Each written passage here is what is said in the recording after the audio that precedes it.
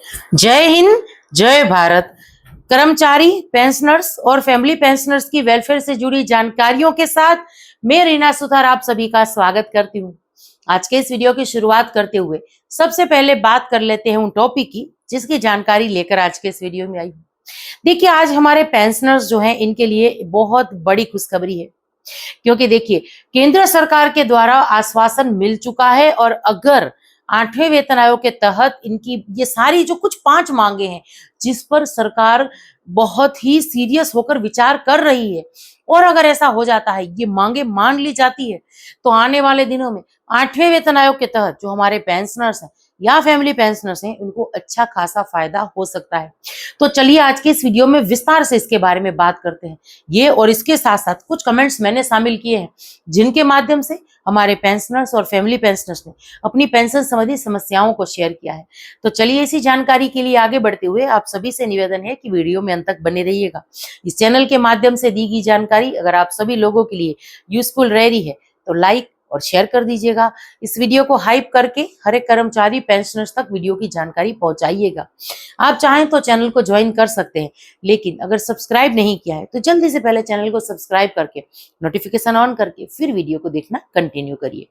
तो चलिए इसी के साथ आज के इस वीडियो में आगे बढ़ते हुए सबसे पहले कुछ कमेंट्स देख लेंगे, फिर उसके बाद हम बात करेंगे उन 5 मांगों की जिसके लिए सरकार की तरफ से आश्वासन मिल चुका है। सरकार उस बारे में सीरियसली कुछ सोच रही है। अब वो 5 मांगे कौन सी हैं जिससे पेंशनर्स और फैमिली पेंशनर्स को बड़ा फायदा होने वाला है, वो तो वीडियो में आगे आपको पता चलेगा। इसके लिए आपको वीडियो को अंत तक देखना पड़ेगा। पहले हम कुछ कमेंट्स देख लेते हैं। और देखिए, मुझे इस बात की बेहद खुशी है कि इस चैनल के माध्यम से जो मैं प्रयास करती हूँ कि हमारे पेंशनर्स, फैमिली पेंशनर्स के पेंशन संबंधी सवालों के जवाब दूं, चाहे एसीपी या एमएससीपी को लेकर हम बात करें, जब कमेंट्स आते हैं तो उसके जवाब देती हूँ। वो ये जो प्रयास है मेरा, ये आप सभी लोगों को बेहद ही पसंद आ रहा है, उसकी मुझे बेहद ही खुशी है। इतनी ज्यादा मात्रा में हमें कमेंट्स आते हैं, सवाल आते हैं, पर देखिए क्योंकि वीडियो कम से कम 10 या 12 मिनट का मैं रोज बनाती हूँ, तो उसमें कुछ ही कमेंट्स को मैं शामिल कर पाती हूँ। आप सभी से मेरा निवेदन है, जो भी अपने सवाल हमारे सामने रखना चाहते हैं, लेटेस्ट जो वीडियो है उसी पर कमेंट्स करिए ताकि वो सवाल जो है हमारे सामने आ जाए। चलिए इसी के साथ वीडियो में आगे बढ़ते हुए पहला कमेंट्स देख लेते हैं। एक लिख रहे हैं कि मैडम मैं 17.5 साल के आसपास जो है सिपाही 2004 में रिटायर आया हूँ। मुझे OROP 2 में 20,194 था नायक एसीपी, और OROP 3 में जो है सिपाही का पेंशन 20,463 रुपये मिल रहा है। क्या ये सही है? अब देखिए, आपने थोड़ा सा जो कमेंट्स किया है ना, इसमें स्थिति को साफ नहीं लिखा है। आपसे मेरी रिक्वेस्ट है कि प्लीज जब कमेंट्स करते हैं, अगर आपको बेसिक को लेकर जानकारी चाहिए तो इत्मीनान से आराम से कमेंट्स करिए, फिर उसको एक बार पढ़ भी लीजिए कि जो आपने टाइप किया है वो सही तरीके से टाइप हुआ है नहीं, आपका कमेंट्स सही है या नहीं। क्योंकि इसमें देखिए एक ही बात समझ में आ रही है, 17.5 साल के आसपास आपकी सर्विस है, 2004 में आप रिटायर होकर आए हैं, सिपाही से रिटायर हुए हैं। पहली बात तो ये कि 17.5 साल के आसपास सर्विस है, 2004 में रिटायर होकर आए हैं, तो आपकी पेंशन नायक के हिसाब से होनी चाहिए थी। अगर नायक की एमएससीपी आपको नहीं मिली है तो उसको लेकर सबसे पहले तो काम करिए। अगर स्पर्श में माइग्रेशन हो गया है तो स्पर्श में अपना पीपीओ चेक करिए, उसमें पे लेवल कितना दिखा रहा है, पे लेवल 04 है या नहीं, ये थोड़ा चेक करिए। अब मैं यहाँ पर जो एसीपी है इसके लिए बात इसलिए भी कर रही हूँ क्योंकि 2003 से लेकर जो 5 तक रिटायर होकर आए हैं उनको एसीपी लागू है। तो सबसे पहली समस्या तो यही है कि जैसे कि आपने लिखा 17.5 साल की सर्विस, 2004 में रिटायरमेंट और सिपाही रैंक से, तो ये यहाँ पर जो है गलती है। लेकिन फिर भी अगर यहाँ देखिए तो OROP 2 में जो आप बेसिक बता रहे हैं 20,194 रुपए, ये नायक का है, एसीपी 1, तो ये तो बराबर था।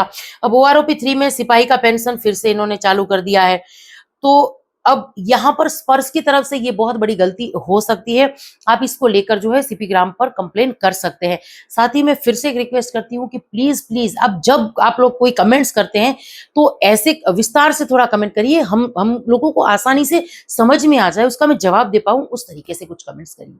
चलिए अगला कमेंट है, एक लिख रहे हैं कि मैम मेरी मम्मी की लमसम पेमेंट जो है 1138 रुपये आई है।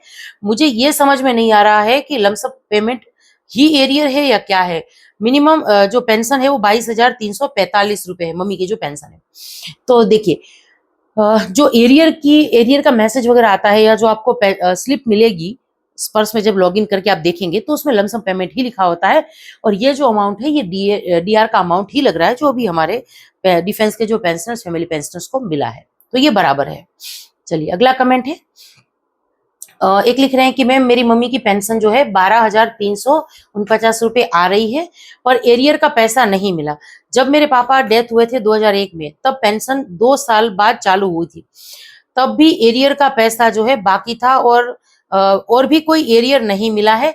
मेरी पेंशन बैंक से आती है। मेरे पापा जो है कलकत्ता बैंक से वगैरह, यहाँ इन्होंने अपना पूरा लेबर बोर्ड में थे, इन्होंने अच्छे से लिखा है। सीपी ग्राम में कैसे कंप्लेन करें मैम, आपके व्हाट्सएप नंबर में भी इसके बारे में भी इन्होंने जो है जानकारी मांगी है कि कैसे कांटेक्ट कर सकते।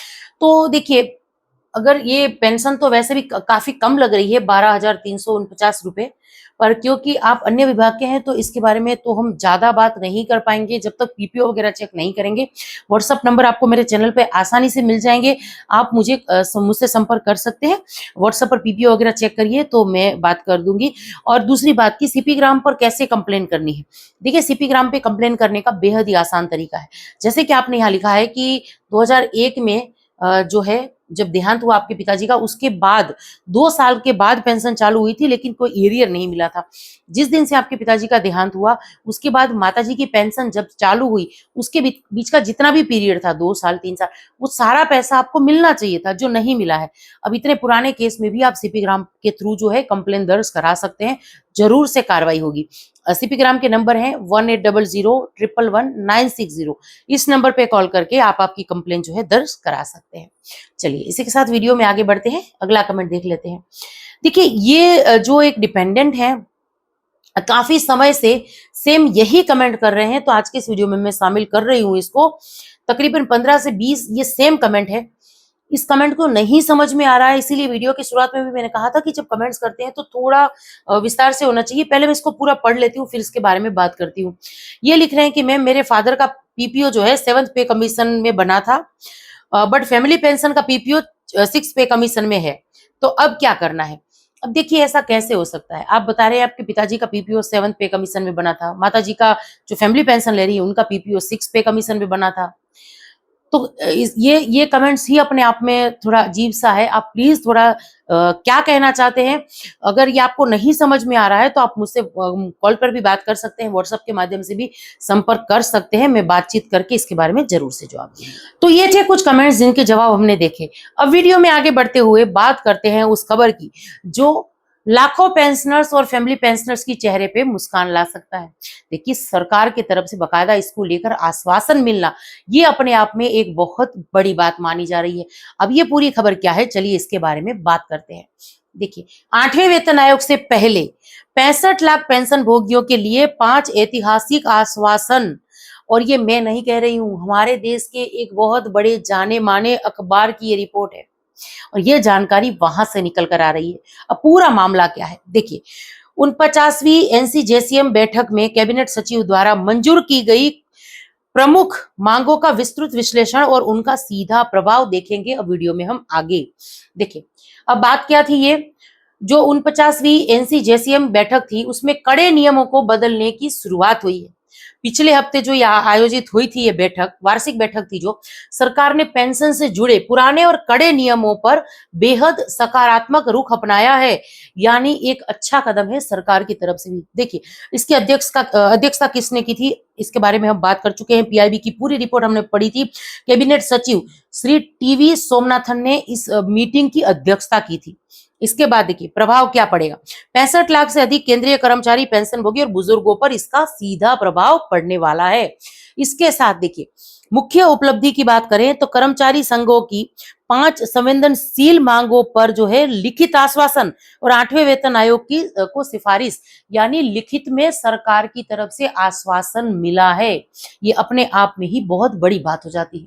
अब देखिए, ये 5 प्रमुख मांगे एक नजर में सुधार की रूपरेखा हम देख लेते हैं, यानी हम बात करते हैं कि ये 5 बड़ी मांगे कौन कौन सी थी।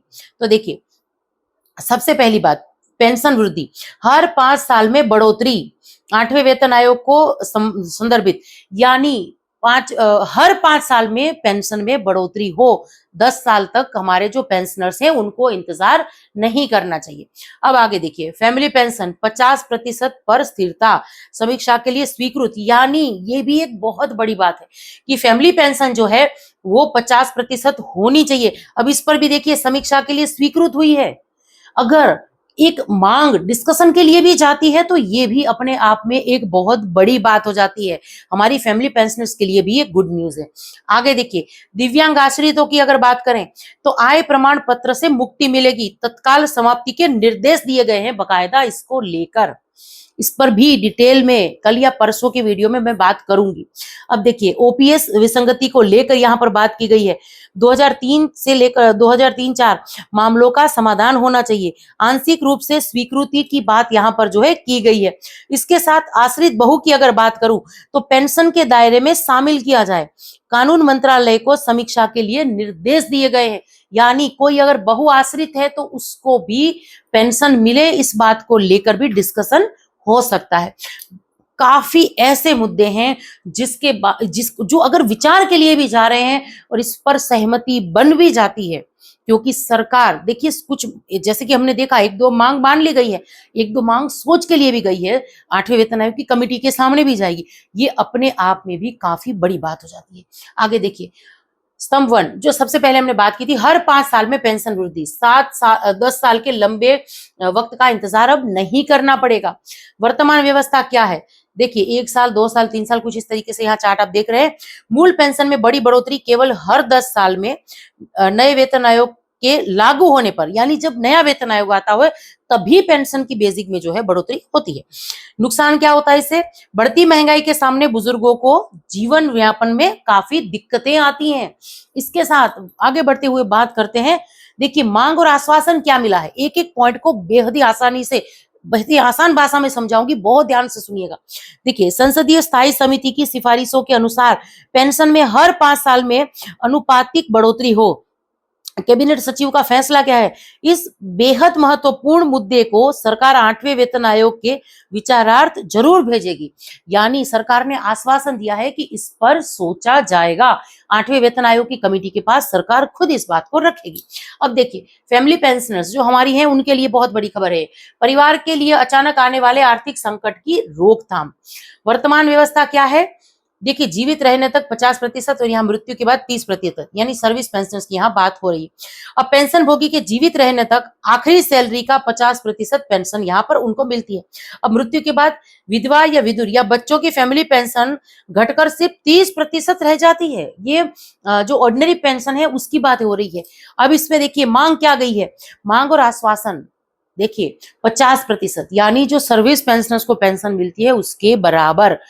जैसे आप बात करते हैं ना कि 7 साल तक इनहेंस रेट से पेंशन मिलती है, फिर ऑर्डिनरी हो जाती है। अगर जैसे कि आश्वासन मिला है सरकार की तरफ से, अगर ये बहुत बड़ी मांग है, सरकार मान लेती है, तो देखिए क्या होगा। मांग क्या है? फैमिली पेंशन को 30% तक ना घटाया जाए, इसे 50% पर बरकरार रखा जाए। अब कैबिनेट सचिव का फैसला क्या है? इस भावुक और जरूरी मांग को 8वें वेतन आयोग के पास समीक्षा के लिए भेजने की आधिकारिक मंजूरी मिल गई है। जो हमने कुछ दिनों पहले कहा था, अगर आपको याद होगा तो अपने इस वीडियो के माध्यम से ही मैंने एक रिक्वेस्ट की थी, सभी फैमिली पेंशनर्स से कहा था, हमारे सभी सर्विस पेंशनर्स भाइयों से भी कहा था कि एकजुट में ये मांग कि हमारी जो फैमिली पेंशनर्स हैं उनकी पेंशन कम नहीं होनी चाहिए। क्योंकि जब घर से किसी कमाने वाले का हाथ उठ जाता है, किसी सर्विस पेंशनर्स की डेथ हो जाती है, तो उसकी जो फैमिली होती है उसकी जवाबदारी दुगना हो जाती है। ऐसे में पेंशन घटकर कम हो जाना ये उसके साथ नाइंसाफी है। तो सरकार इस बेहद ही संवेदनशील मामले में काफी गंभीरता से सोच रही है, जिस बात की मुझे बेहद ही खुशी है। देखिए, अभी ये बिल्कुल सही समय है हमारी हर एक फैमिली पेंशनर्स को। बहुत सारे हमारे डिपेंडेंट ऐसे हैं जो मोबाइल जानते हैं, इंटरनेट चलाते हैं, मेल करते हैं। आप 8वें वेतन आयोग की वेबसाइट पर जाइए और अपनी ये मांग जो है सरकार के सामने, वेतन आयोग के सामने जरूर से रखिएगा। चलिए, अब दिव्यांग बच्चों के लिए मानवीय निर्णय आय प्रमाण पत्र की शर्त खत्म हो गई है। वर्तमान व्यवस्था क्या थी? नो इनकम टैक्स सर्टिफिकेट ये अब देखिए रद्द हो गया है। शारीरिक या मानसिक रूप से दिव्यांग बच्चा जीवन भर फैमिली पेंशन का हकदार है, ये याद रखिएगा। प्रताड़ना क्या थी, सिविल अधिकारियों या मेडिकल बोर्ड से बार बार नो इनकम सर्टिफिकेट बनवाने की मजबूरी होती थी। अब इसको एक ही मीटिंग में देखिए बिल्कुल खत्म कर दिया है। अब यहाँ पर मांग और आश्वासन क्या मिला है, कैबिनेट सचिव का फैसला क्या है, पेंशन विभाग को सख्त निर्देश दिया गया है कि इस व्यावहारिक समस्या की तुरंत समीक्षा की जाए। इसके साथ परिणाम क्या आया, एक तार्किक और माननीय निर्णय लेते हुए इस आय प्रमाण पत्र की अनिवार्यता को पूरी तरीके से खत्म किया जाएगा। देखिए ये ताकत होती है संगठन की, चाहे कर्मचारियों का हो चाहे पेंशनर्स का हो।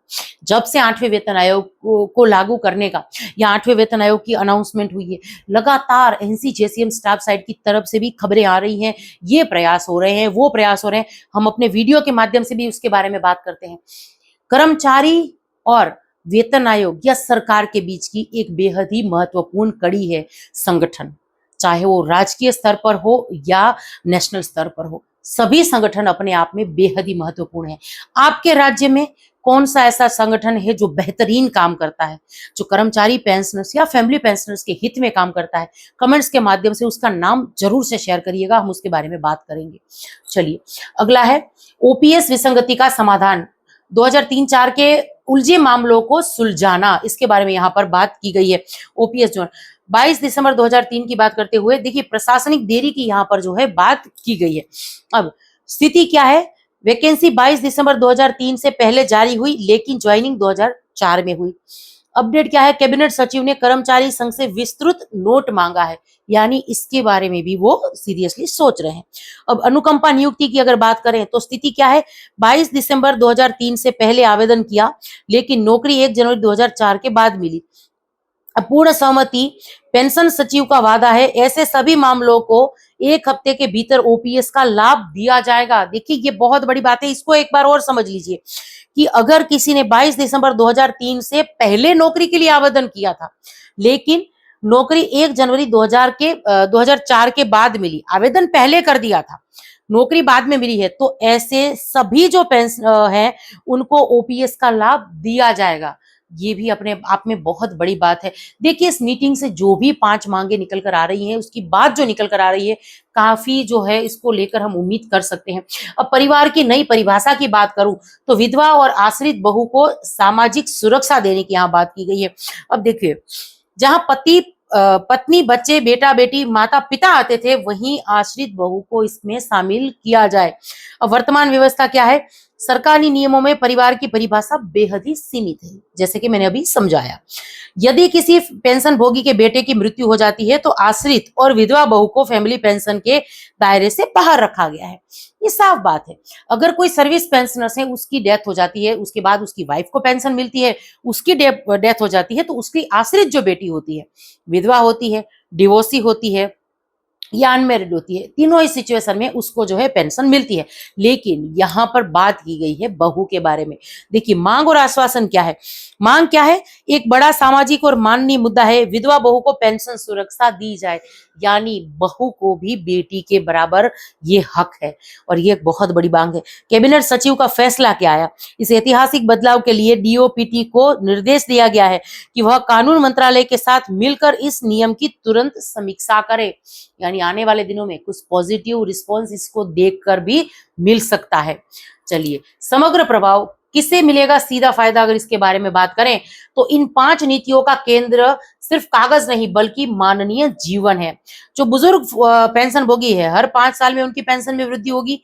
दिव्यांग आश्रित है, आय प्रमाण पत्र से उनको मुक्ति मिल चुकी है। इसी के साथ अगर बात करें अकेला परिवार या विधवा है कोई, 50% पेंशन नियम और आश्रित बहू को परिवार का दर्जा यानी आर्थिक स्थिरता मिलेगी। इसके साथ 2003-4 के जो कर्मचारी, ये जो मुद्दा था, अब उसमें देखिए प्रशासनिक देरी और अनुकंपा मामलों में ओपीएस की वापसी, न्याय मिल रहा है उनको। तो अपने आप में भी देखिए ये काफी बेहद हो जाती है मीटिंग। आगे का रास्ता क्या है? 8वें वेतन आयोग की एक और मजबूत कदम है ये। सरकार का यह सकारात्मक रुख क्या संदेश देता है? देखिए, जो मैंने जैसे कि अभी कहा 50वीं, ये 49वीं मीटिंग थी एनसीजेसीएम स्टाफ साइड की, एक बड़ा माइलस्टोन है ये। 65 लाख पेंशन भोगियों के लिए ये बैठक केवल आश्वासन नहीं बल्कि नीतियों में बदलाव की एक ठोस नींव है। देखिए, सकारात्मक दृष्टिकोण। 8वें वेतन आयोग के गठन से ठीक पहले इन 5 संवेदनशील मुद्दों पर सहमति सरकार की मंशा स्पष्ट करती है। यानी ये स्पष्ट होता है कि सरकार सही में पेंशनर्स और फैमिली पेंशनर्स के हित में सोच रही है। इसके बाद देखिए, सुरक्षित भविष्य की बात करें तो यह दर्शाता है कि सरकार इस बार पेंशन भोगियों को बुढ़ापे का एक बड़ा और सुरक्षित तोहफा देने का मन बना चुकी है। चलिए, बेहद ही अच्छी बात थी, ये खुशखबरी थी। और आने वाले दिनों में हो सकता है कि देखिए 8वें वेतन आयोग में इससे जुड़े हुए बहुत बड़े फैसले हमारे सामने आए। आज का ये वीडियो बेहद ही सकारात्मक रहा है। ऐसी जानकारियां थी ये सारी जिसको शेयर करते हुए हमें भी खुशी होती है। अब ये जानकारी आप सब लोगों को कैसी लगी कमेंट्स के माध्यम से जरूर से शेयर करिएगा। और इसी के साथ आज के इस वीडियो से विदा लेती हूँ। जय हिंद।